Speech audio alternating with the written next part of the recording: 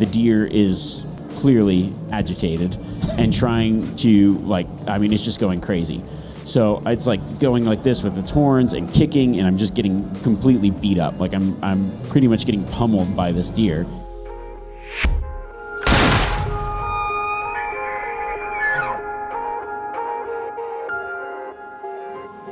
All right, what is up, everybody, and welcome to the live storyteller series here at the Western Conservation Hunting Expo. You can tell we're live. No, that's not my theme song in the background. You're probably hearing it in the speakers when we finish recording this thing. That is some live action music that we're going to be enjoying as we chat about Mr. Remi Warren's, one of his many, many hunting stories. And actually, I'm going to tell a quick story right now because a Remi Warren fan who's just listened and read a lot of his stuff, just told Remi and I a story, a success story about how he used all of Remi's great tips to execute a final stalk on a mule deer and put that deer on the ground.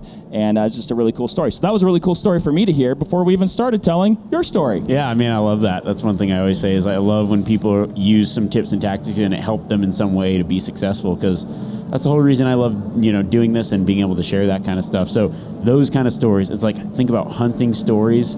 It's a core part of being hunters. For as long as hunters have been around, we've been telling stories, whether it's putting it on the cave wall in some kind of petroglyph, or whether it's, with your friends amongst the fire, or, it's like you can always find the hunter in a party because they're the two guys talking about hunting, telling hunting stories, and they never get old. I think it's because every experience is so different. You can learn so much from a hunting story. Absolutely. I mean, I always say, it's like I divide like a hunt into thirds. It's like there's a third planning, there's a third the hunt itself, and then there's the third, telling and reliving the story. For sure. But, speaking of stories, Remi, we've seen your stories on Solo Hunter, on other videos. We've seen your written stories. Now we're being treated to a live story. And when we're talking about, like, all the different options, it's like, craziest hunt, most extreme hunt, funnest hunt. What'd you pick out for us today? Well, I love to tell stories where you learn something, but I think this story, you're going to learn something. You're going to learn how stupid I can be sometimes. And also, I think it's just fun to laugh at yourself and at the situation. Because this story I like to call, I've got multiple names for this when I'm telling it to my friends. Some people call it the zombie deer story. Some people call it the Tommy Boy deer story. If you've seen Tommy Boy, you might know where this is going. But it's in this particular instance, some things went really wrong. The story takes place in, I was guiding down in South Dakota, and I was with these two other guys that were also kind of like guiding as well. And so we were all in the same truck on this particular day. And we had two clients, and then so it was like a 3 guide to 2 client ratio. It was pretty solid odds, Okay. Actually, no, wait, there was a full truck. Let me count. I got to do some math. 1, 2, and 3 in the back. There's 5 of us all together. Yeah, 3 guys, 2 clients. That's wow. I'm better at math than I thought. I got the same. I got the same. You got the same numbers. Yeah. Okay, good. So we're out hunting, and we're hunting for mule deer and/or whitetails. We were primarily targeting mule deer. So we are driving to this new area, and I see this buck like across this gully. And some weather's moving in, and there's certain places where you are, when it starts to rain, you aren't getting home because the mud and everything is so bad, right? And there's so it's like that thick mud that once you get it on your tires, we've got to go through this zone, and it's going to be really bad if it's wet. We probably aren't going to make it out. Right. So we see this buck, and you can see the rain coming from wherever, and we're like, okay, there's some rain. Should we just? And it's like it's the best deer we've seen all week. And so we're like, okay, let's shoot that deer, and we can pretty much drive to it. It's going to be super easy, and then we can get out through this big wash, and we'll be good. So we stop. The guy gets out with his gun and shoots the buck, and the buck drops. Sweet, it goes down. So we drive down to it. And we park, and I noticed that the deer had been shot in the neck. So It just like dropped the buck. And the story does get fairly graphic, so viewer discretion advised. But the deer wasn't completely dead. He was brain dead, but, like not moving, completely not moving. I was like, okay, well, we need, we're very close, and nobody wanted to shoot it again and ruin any meat. So, like, I was use a knife, and so instead of like, I don't know what the thought was, but somebody decides they're gonna cut the back of the head just to kill it, but not like to damage the cape or anything, right? Right. So they do that, and then somebody's like, we got to get out of here. We aren't going to make it through this wash if we don't get this deer out right now. Like, okay. So they start dragging this deer that is dead, not moving, but what I can tell looks still alive. And so they're dragging the deer, and I'm like, whoa, guys, this isn't going to work out. And they're like, no, we got to go. We got to get past this wash. Like, the rain's coming. We aren't going to make it. So I'm like, this is stupid. And I jump in the back of the truck, and they're like, we got to go down and up, and then we'll take care of the deer there. And they're like, the deer's dead. And I'm like, no, I don't think the deer's dead. So I'm pulling the deer into the back of the truck. I've got a camper shell on, and I noticed that the deer that we thought was dead is not dead. So I'm like, this is really stupid. I've read too many Outdoor Life magazine articles about some deer coming alive in your car. And I've always read those articles and thought, how dumb do you have to be, right? Well, this deer looked dead, and I realized the deer's not dead. So how dumb do you have to be to leave a live deer in your truck? I was like, this is the dumbest thing. And I've got a camper shell in the back of my truck. And I'm like, this is stupid. I mean, clearly the deer is, dead, but I just gotta, finish it off and make sure that whatever. So I pull my knife out of my pocket, and at the time I had like this, it was a very popular knife at the time. It was like a Browning. I don't know if you ever had this Browning knife. It's a knife, and it had a rounded tip with a gut hook, and then the other side had a saw. I have that knife. Everybody had that knife, right? Yeah, there's a 3-blade. You had the regular, almost kind of like a regular blade, and then the rounded gutting blade, and then the saw blade. Yeah, so the one that I had was the lightened version of it, so it just had the knife with the gut hook and then the saw blade. Oh, okay. Okay? Yep. So it's like that. And so I pull that out, and I'm in the back of the truck in the camper shell, and I pull the deer's front leg forward to stab it in the heart and just make sure that it's dead and whatever. And the second that knife touches right behind the shoulder, that deer comes alive. And I'm like, and the knife, because it was round at the tip, I can't actually stab the deer. So that can be a problem. Yeah, so I'm in the back of the truck with the deer, and the deer is clearly agitated and trying to it's just going crazy. So it's like going like this with its horns and kicking, and I'm just getting completely beat up. Like I'm pretty much getting pummeled by this deer in the back of the truck. So I somehow get on the deer's back and put it in a headlock, and I've got the horns going like this in the back corner of the truck, and I'm like pretty worried that this thing's gonna get me. So I've got it in a headlock, and I'm like, I don't know what to do, but I just start choking, like putting the deer in a chokehold. And I don't know, it's like a very graphic way to put something down. I'd never want, I'm always about being efficient, putting the animal down right away, and so now I'm put in the situation where I have to choke a deer out. It's like you want to do all those things, but you also want to preserve your own life. Yeah, so I'm like here, and I'm like putting the deer in the chokehold, and I'm like, its eyes right here, and I just am like, this is the worst thing I've ever had to do. It had to be very surreal. Is this even happening? Right. I'm like, one, I'm getting beat, and the two other guys that threw the deer in the truck have run away from the truck, not run away, but clearly got away from. There's no help. There's no backup coming here. So they've left the scene. Yeah, they've left the scene. So I'm like, okay, I was like, I can't do this. I wedged my leg, my body in the corner of the truck, and put my feet on the deer, and with one fell swoop, kick the deer out of the back of the truck. The deer hits the ground, and I yelled to one of the guys, hand me a knife. So they run up, and I grab the knife, and I finish the deer off. And I'm like, oh, right? Well, now it's raining, too. So the time saving of whatever, we weren't going to beat the rain no matter what. Okay. So it's okay. So we then put the deer back in the truck, and we drive down to the bottom, and we're now it's raining, and it's super muddy. So we're like, dude, we're like, okay, this is like crazy. This sucks. So now I'm like, okay, well, we can't go out the way that we came. So we're going to try to drive just off the road, but it's grass, right? Okay, so like right. we aren't on the road because you cannot stay on these roads. It's just the mud's too bad. So we drop down the canyon, and I'm just going to drive up like the grass on the other side. And it's just like, now that cloud that we saw that we were really worried about is here, and it's hitting, and it's hard, like just dumping rain. The windshield wipers won't keep up, and the hill's really steep. And so we're driving, and I'm just driving like cross country. And we know that maybe we can get up out this way, or we think. We've never obviously not gone that way. So we're driving, and I see like it's foggy and really hard to see, and the windshield wipers are going. We see this fence, so we just start following this fence, and we're climbing, and all of a sudden the fence ends. So we're like, oh, we can get around the fence here. And so as I'm driving, I just get this weird feeling as we start to go past the fence, and I start to stop, and I stop, and the guy in the passenger seat just starts screaming, like, oh my God.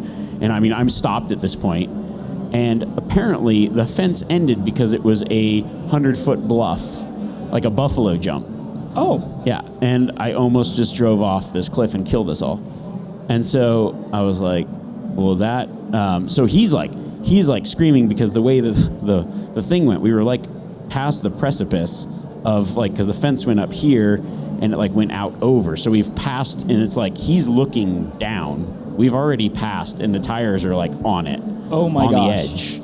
Yeah, and I mean, it's pretty steep. So like you couldn't see that, and it's raining like you're so almost hard. not going to see you're over the you edge couldn't until see you're over the edge. Yeah, and so I almost just drove us off a cliff and killed us all. I'm glad you didn't. Yeah, you and me both. So the story gets worse.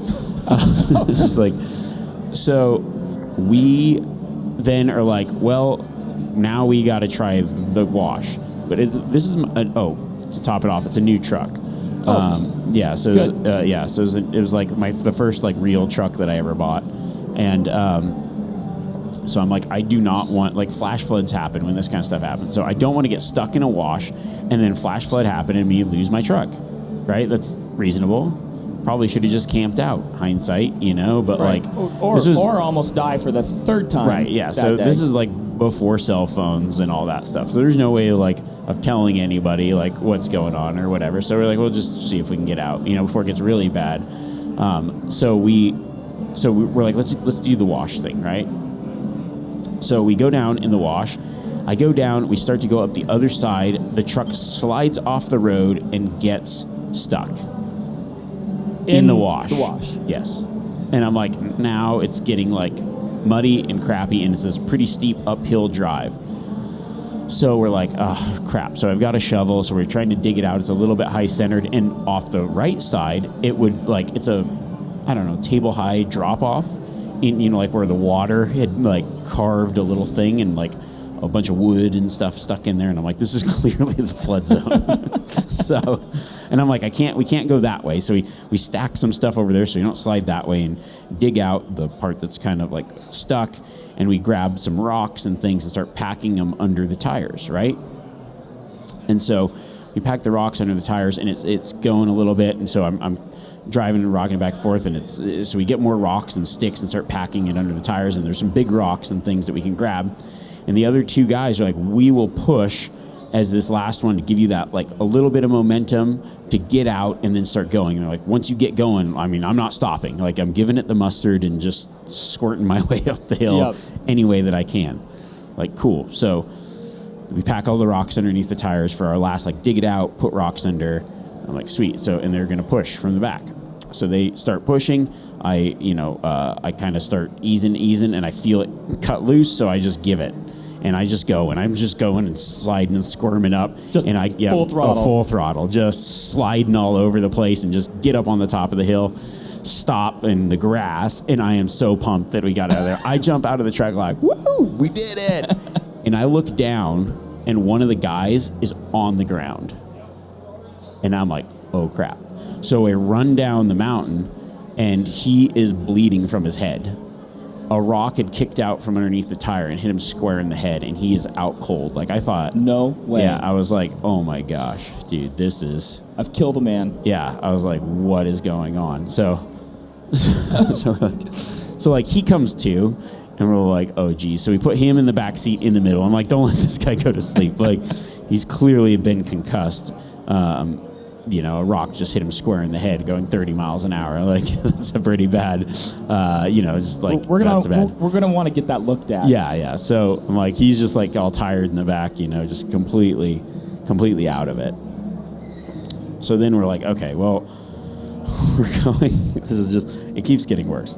But, so we're like, all right, we now get to this, we're good, and we're driving, and we're staying off the road, and we can manage to get to where we're going. And then we come to this part where it's like a dike across a water thing. And I stop, and I'm like, okay, everyone, we've had a pretty interesting day so far.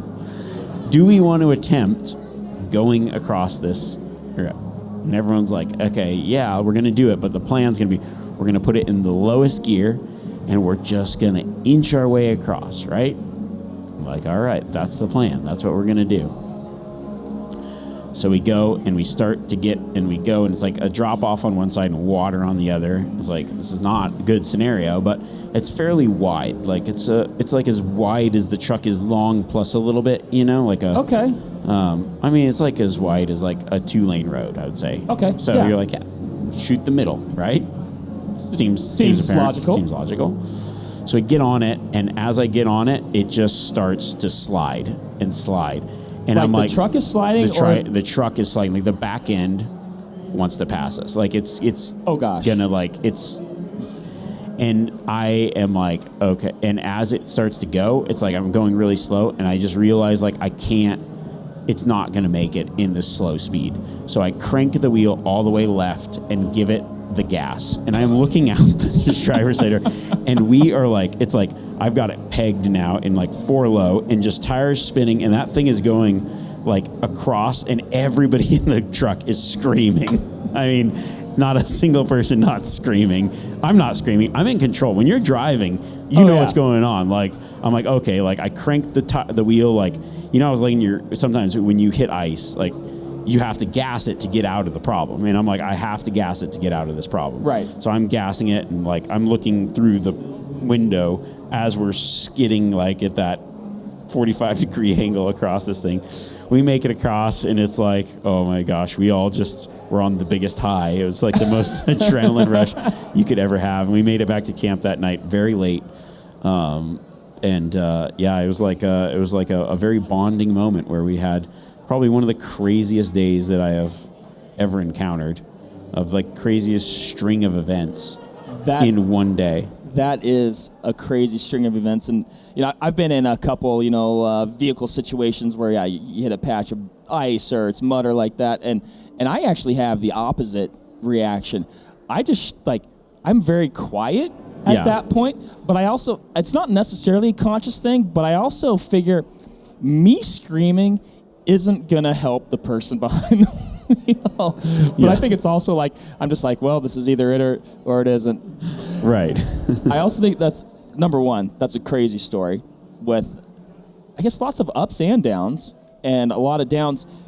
But when you think of this is the craziest back or the craziest hunt with the most death-defying things, you think this backcountry thing. And you guys were in on a non-backcountry hunt. Oh, yeah. This was just it was sounded like a regular old hunt. Yeah, it was just a regular hunt, a crazy string of events, and that was one of the stories that I told for a very long time. I actually haven't. I don't even know if I've told that story publicly. Maybe I have, maybe I haven't. It's one of those things that you remember reading about those stories in Outdoor Life magazine of the deer, every maybe 10th issue. It was something came alive in someone's truck. Something came alive in somebody's truck, or I shot the deer and I shoved my rifle in the rack and went to take the picture, and the deer ran away with my rifle. Yeah, or whatever. I actually saw a YouTube video recently of someone that the deer, and they're walking up to it and oh yeah, and then the deer just gets up and runs away. Oh geez, knocked out. Yeah, when something's knocked out, though, it is kind of hard to tell, I will say. But I mean, I definitely always check. And in my defense, I was not the one leading the charge of putting the deer in the truck. Yes. Well, but I was like, I think we need to give it a second. Like, it's not, it's good. But I'm like, I was looking from the, in the truck, like organizing my stuff to like make room for the deer. And then the deer was in the truck. And then that was just a string of bad decisions. But, yes. Yeah. That one, you're like, yeah, I should have trusted. Like, you obviously, there were indications that it sounds like you had a level of uncertainty there with the level of deadness. Yeah, and we also probably should have just. It's hard to walk away from something. It was a good deer. You aren't going to walk away from a good deer and be like, well, some rain's coming. What if that rainstorm would have skirted us? It was a big rainstorm, like one of those ones that you look at and you're like, the sky is black, like it was a deluge. Like it was like turning the shower on full bore. When you can't even see out your windows. It's raining so hard. It was that. Yeah, for a while. And that was somewhat of a survival situation in the non-backcountry. Yeah. I love it, man. That's too, it's funny now. Yeah, it's funny now. I laugh now, but incredible story. Love the story. Thank you for sharing it with us. And like I said before, I'm glad you guys made it. Glad you're alive and able to tell the tale. Sometimes those are the best stories. Those are the ones where you live to tell the tale. So, exactly. But no, thanks for everything, Remi. Thanks for everybody for listening, and we'll catch you on the next one. Yeah. Thanks. Yep. Bye. There you have it, folks. Thank you very much for listening. As usual, give this video a like if you liked it, comment something below, and give us a subscribe to the Vortex Nation podcast channel. It would mean a lot to us. Also, why don't you give us a follow over on Instagram while you're at it, at Vortex Nation Podcast. We'd love to hear from you over there, and we'll keep you updated with all kinds of cool photos and videos from our adventures that we do here. Otherwise, we will see you on the next one. Thank you again. Happy hunting and shooting, everybody. Have a good one.